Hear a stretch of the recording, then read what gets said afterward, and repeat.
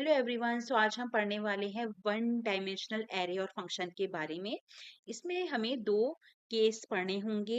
एक में क्या होता है, पासिंग इंडिविजुअल एलिमेंट, कि हम एरे की इंडिविजुअल एलिमेंट को फंक्शन में कैसे पास कराएंगे, राइट? कि एरे के हर एक एक करके एलिमेंट पास कराने हैं फंक्शन में। दूसरा टॉपिक होता है पासिंग द होल एरे, कि आपने पूरा का पूरा एरे ही क्या कराना है, पास कराना है।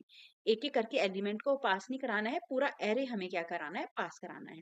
तो इसमें दो केसेस हमने पढ़ने हैं। तो जो आज हम पढ़ेंगे that will be passing individual element of the array to a function. तो जो पहला टॉपिक है हमारा, passing individual elements of an array to a function, इसमें ये कब काम आता है कि मान लीजिए हमारे पास कोई एरे है, उसमें हमारे पास 5 एलिमेंट्स हैं, 1 6 9 25 8, राइट? मेरे पास कोई फंक्शन है जिसमें मैं चेक करना चाहती हूँ कि हमारा इवन नंबर है या ऑड नंबर है एरे में। तो तब हमें क्या करना होगा, इस फंक्शन में एक एक करके ये एलिमेंट क्या कराने होंगे, पास कराने होंगे। पहले 1 पास होगा तो ये फंक्शन बताएगा कि इवन है या ऑड है, फिर 6 पास होगा, फिर 9 पास होगा। तो एक एक करके एरे के एलिमेंट को भेजा जाएगा फंक्शन में, और वो फंक्शन उसके हिसाब से अपना डिसीजन देगा, जो भी आप फंक्शन के अंदर कोडिंग लिखेंगे। तो यहाँ पे हमेशा जो फंक्शन के अंदर भेजी जाती है, वैल्यू भेजी जाती है, मीन्स अगर मैं फंक्शन में कुछ भी इंक्रीमेंट डिक्रीमेंट करूं या कोई भी ऑपरेशन करूं, तो जो मेरी ओरिजिनल एरे है उसमें कोई भी फर्क नहीं पड़ेगा।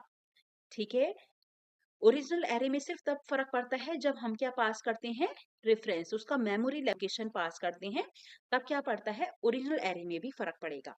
बट ये वाले केस में क्या होता है, हम क्या करते हैं, एक एक करके वैल्यूज को पास करा रहे होते हैं फंक्शन में। Value is copy to the function, तो वैल्यूज को कॉपी कर रहे हैं।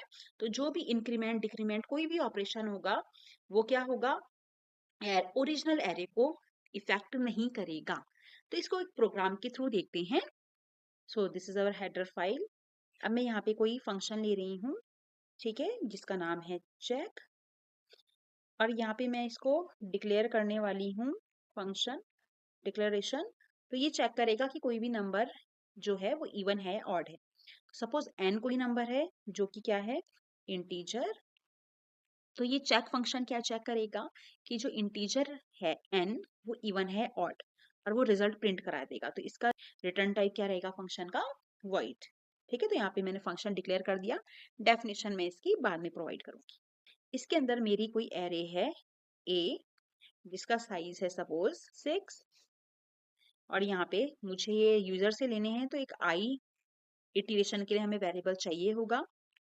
तो यहाँ पे हमने यूजर के लिए प्रिंट करा दिया, enter the elements of array. अब हम एक फॉर लूप ले लेंगे। अब फॉर कहाँ से स्टार्ट होगा, i इज इक्वल टू 0 से i less than 6 and i plus plus. ठीक है, यहाँ से स्टार्ट होगा। अब इस स्कैनफ की हेल्प से हम सिंपली क्या करा देंगे, इस एलिमेंट्स को एंटर करा देंगे। तो परसेंटाइल d, यहाँ पे आ जाएगा एंड a i। ठीक है, मैंने इसको यहाँ पे क्लोज कर दिया। अब यहाँ पे मैं फंक्शन डिफाइन कर रही हूँ। सो पहली लाइन सेम आती है, ये हम पहले पढ़ चुके हैं लेक्चर्स में। मुझे इवन और चेक करना है, तो सिंपली मेरा कोड चलेगा, n कोई नंबर है, n modulo 2 is equal to 0। अगर रिमाइंडर 0 आता है तो जो n है वो मेरा इवन नंबर होगा, और अगर रिमाइंडर 0 नहीं आता यानी एल्स केस, तो उस केस में नंबर मेरा क्या हो जाएगा, ऑड हो जाएगा। तो मैं इसको यहाँ पे क्लोज कर लेती हूँ। ठीक है, अब देखिए मैंने फंक्शन डिक्लेरेशन कर दिया, डेफिनेशन भी दे दी, पर फंक्शन कॉलिंग कहीं पे भी नहीं हुई है। तो मैं चाहती हूँ कि मैं जो भी एलिमेंट एंटर कराऊं जो स्कैनफ से होगा, उसको उसी टाइम पे चेक कर लूँ ये इवन है या ऑड है। इसके जस्ट बाद में एक लाइन लिखूंगी फंक्शन कॉलिंग के लिए। तो चेक, किसको चेक करना है, ए आई को, जो भी एलिमेंट आपका एंटर हो रहा होगा उसे ही चेक करना है। तो यहाँ मैं यहाँ पे लिखूंगी फंक्शन कॉलिंग। ठीक है, इस तरह से।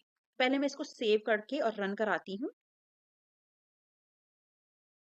Compile and run. So suppose मैंने एंटर किया 2 is a even number, 5 enter करती हूँ, 5 इज एन ऑड नंबर, 7 8 5 4, इस तरह से। तो हर बार देखो नंबर एंटर हो रहा है, A0, फिर चेक हो रहा है कि इवन है ऑड, फिर A1, फिर ये चेक हो रहा है। तो देखो कैसे काम करता है, बहुत ही सिंपल सा कोड है।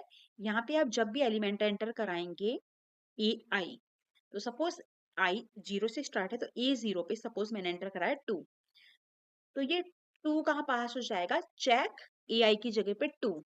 तो 10 के बाद कंट्रोल कहाँ जाएगा, सीधा 13 पे। अब इंट n की जगह पे कौन है हमारा 2, तो 2 को चेक किया जाएगा, 2 मॉड्यूलो 2 ये 0 है या नहीं है। अगर 0 होता है तो इवन नंबर होता है, और अगर नहीं होगा तो क्या हो जाएगा, ऑड।